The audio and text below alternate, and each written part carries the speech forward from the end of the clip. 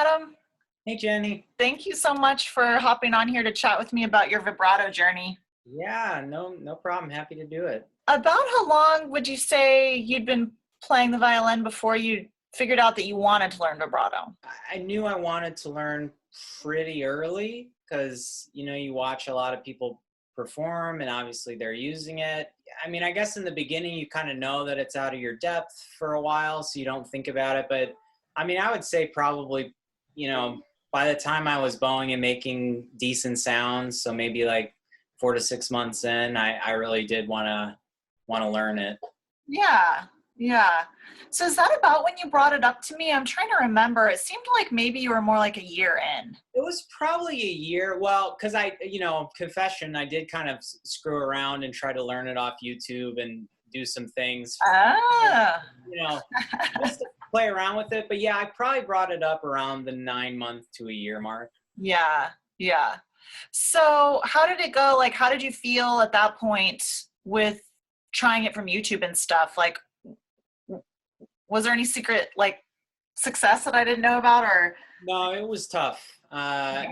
It just it didn't work for me. I mean, there's like a lot of videos on how, like, okay, here's how you move your hand, but I could never get it down. Well, I wonder, was it wrist vibrato mainly that you were trying from the YouTube? Yeah, I mean, I was almost confused that like there were all these different types as well, and I mean, I don't have like a musical, well, as you know, I didn't have like a string background or anything, so I didn't even know there were multiple types. So yeah, it was just kind of confusing, and I really didn't do anything consistent with it. It's just something I would try to do, and it would sound pretty bad, and I would just kind of put it to rest, focus on other things. Yeah, gotcha. So what was different about the way that we worked on it? Or do you remember, like, why it worked better? Well, yeah, I mean, it's because you basically gave me a system to just do every day. And, it's just, I practiced it. Uh, we went through the progressions and I practiced every day on my normal violin practice. At the end of it, I would do 5 to 10 minutes of the vibrato exercises.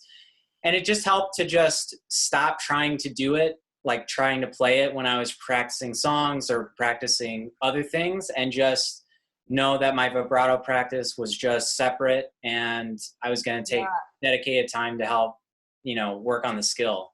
Yeah, it sounds simple in theory. You move your hand like all of half an inch or whatever, and you just keep doing that. But, it's a really complex skill that really doesn't mirror anything that we do in real life. I mean, it's kind of like knocking on a door backwards, I guess. I don't know. But so it just, having it deconstructed really helped.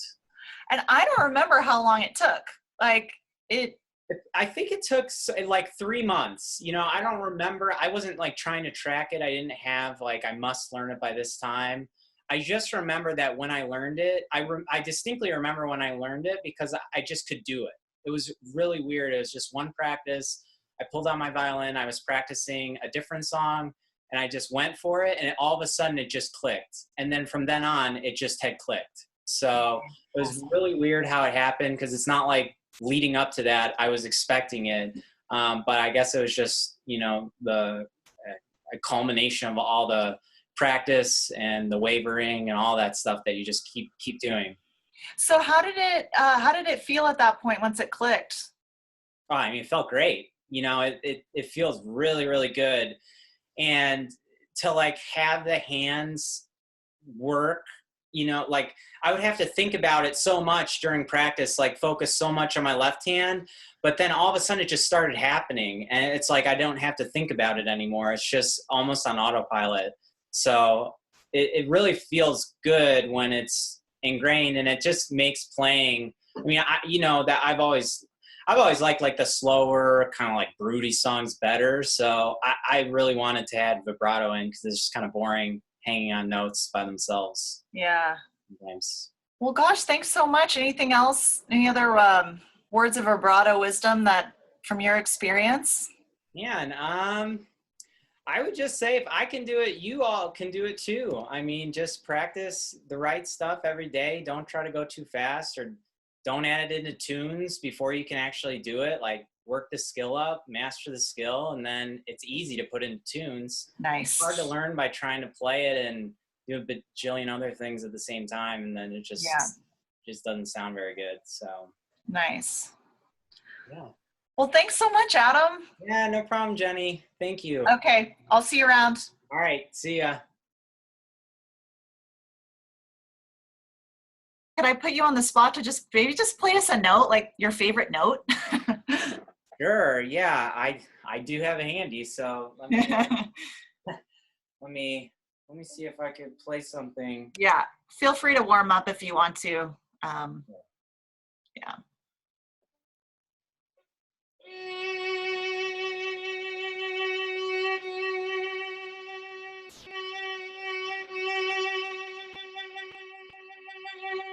Sweet. Yeah. So And how about same note with a slow and wide vibrato? same note, slow and wide. Okay.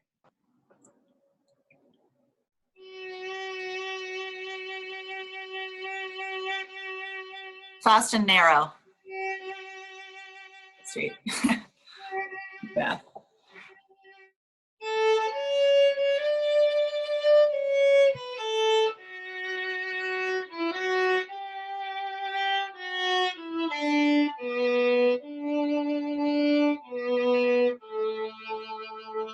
Wow.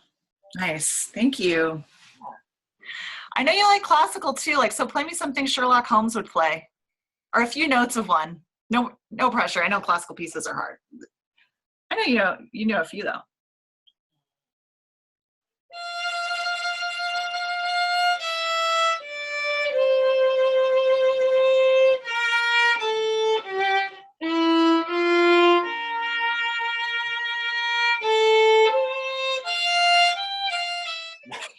Well, it's really cool how, I feel very comfortable pulling it off, and it just almost seemed impossible trying to learn it. So, yeah, I'm extremely happy with the way that I sound. Congrats. Can you honestly say, could you say you love your sound? Yeah, I love my sound.